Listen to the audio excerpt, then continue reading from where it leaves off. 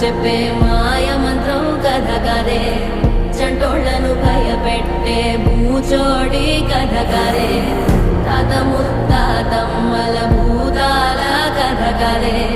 విక్రమాదిత్యుడు చెప్పిన వేదాళుడి కథ కదే దీపము నుండి దెయ్యం వచ్చే అల్లావుద్దీన్ కథ కదే ఇది ముడత చర్మం ముసలి చెప్పే కథ లాంటి నిజమేలే